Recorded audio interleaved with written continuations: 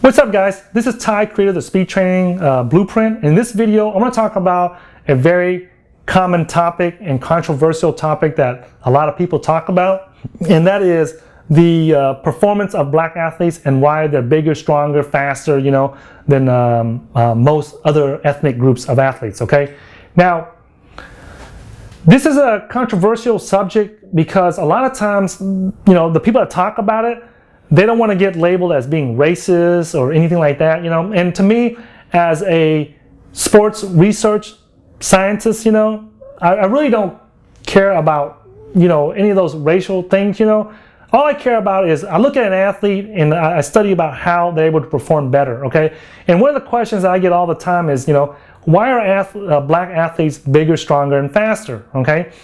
And when I was training the prisoners in the federal prison system, right, it was very obvious, okay? I mean, like, you can say whatever you want or you can, believe whatever you believe, right?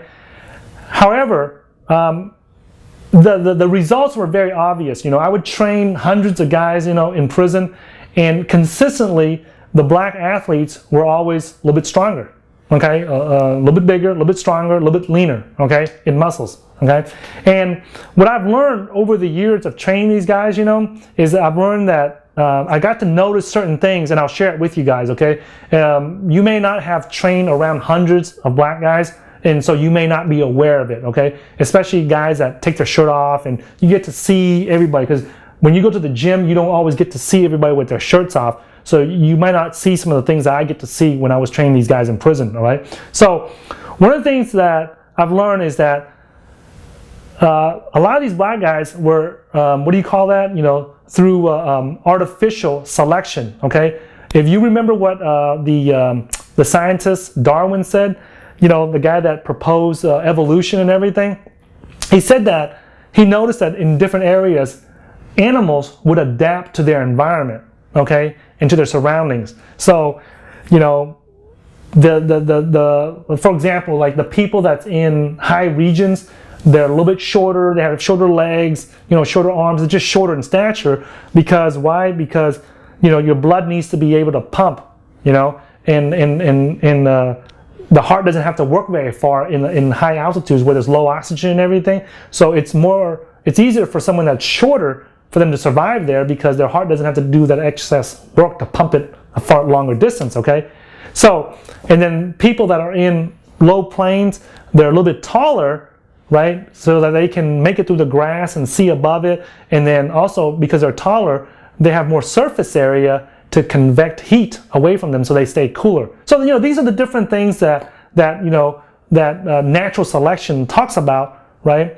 Or like the birds that live in certain places where they have a bigger beak so they can peck through things, or the lizards that their skin camouflages with the area that they live in. So if you go to like cold regions, one area, the lizards may be a different color than another one. So these are the things, okay? So now what happens is that if you look back at how slavery occurred throughout history, okay, especially with black slaves, right, is that the slaves, a lot of people think that that white people or Europeans would just go into Africa and just kidnap these slaves, the Africans, and just rip them out of the country and use them for slaves, okay? And when I was growing up, that's what I thought too, okay? But the reality is, it's not that simple. A few white folks just can't go into another country, and just start rounding up thousands and millions of their citizens and just rip them out of the country and take them somewhere else without consequences, okay? So what happens was, the way that the slave trade works was that the Africans that lived in Africa would go and kidnap or take by force, right, these other Africans. And then they would take them and bring them to the slave trading stations where they would be sold off to Europeans or white folks, or however you want to call it, okay? And then what happened was these Africans would go in and they would pick out the best and the strongest males and females from different villages and tribes and kidnap them and take them by force to these slave trading stations to be sold off as slaves. Now, once they get there, so that's one selection right there. That's one level or one phase of artificial selection already, where you naturally pick out, you artificially pick out the ones that are the strongest males and females, and you take them and sell them off as slaves to the Europeans. And then when the Europeans got them, they got there, they would pick and choose who they thought were the bigger and stronger slaves. Pick those out. So now that's 2 layers or 2 levels of selection right there, right? And then when you go, and then it took like, I think 3 months or 4 months to travel from Africa to the Americas, whether it's going to North America, South America, or the Caribbeans, right? So you had to be, if you were a slave there, right, and held against your will, you had to be strong enough to survive that voyage, okay? Because it was very dangerous. They didn't have vaccines and none of that good stuff back then. So there was a lot of people getting sick and getting, so only the strong survive, okay? When you've heard of survival of the fittest, well, only the strongest Africans survive. So by the time they got to the Americas and the Caribbean islands, when they were sold off as slaves, they were once again chosen again, okay? They were chosen again by the different, buyers of, oh, okay, I'll pick this slave because he looks stronger, he's got bigger thighs, or he's got a bigger butt muscle, or bigger arms, or bigger back. He'll make a better slave in the field or whatever. So they're going to pick that, okay? So by the time they get to America and they get purchased by a slave owner, okay, by a slave owner, a white slave owner, they've already gone through 4 layers of selection. From the time they got kidnapped from their village, by the time they were sold to the Europeans at the slave trading stations in Africa, they had to survive the 3-month trip to the Americas to survive. So the ones only the strongest survive, and then when they get there, they get selected again. They get filtered again. So you got through 4 layers of selection, 4 layers of filters, and 4 times that the strongest Africans, right, or the strongest blacks got selected. So when you do that, right, when you do that and then you breed them, right, now during the plantation, and you breed these slaves, the strongest males with the strongest females, over hundreds of years, right, that's going to generate the slaves with the strongest muscle fibers, with the fast twitch muscle fibers that create the maximum strength and speed, okay? So for hundreds of years, these slaves had the best genetics for sports, but they were being used, to work in the fields, right? To pick cotton or whatever it was the slaves were used for, right? So inside their bodies, they had the DNA and the genes to excel in sports. However, they never were used for sports.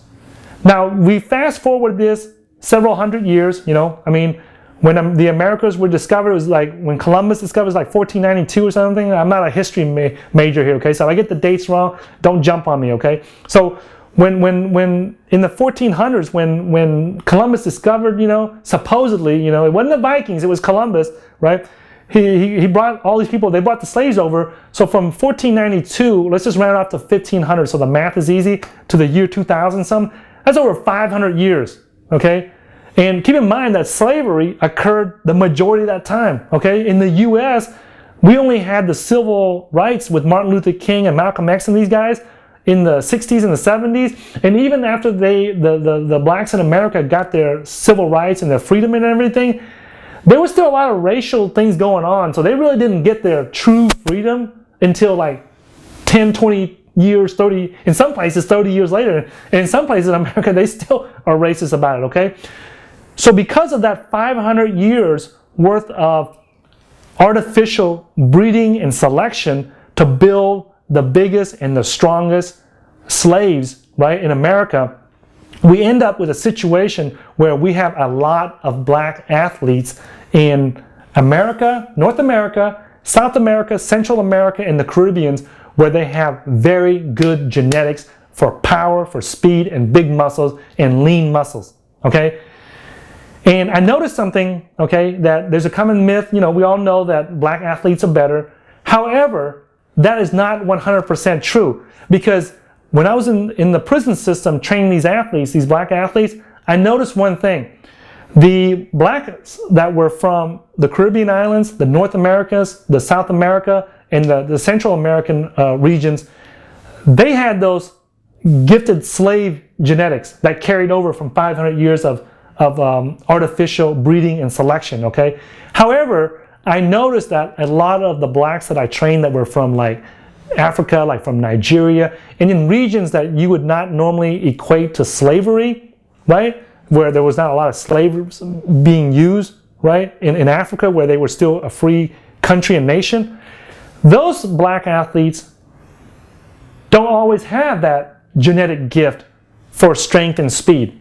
So the ones that are from, the blacks that are from the Americas, and also from Europe and stuff, they do have the genetics for power and speed.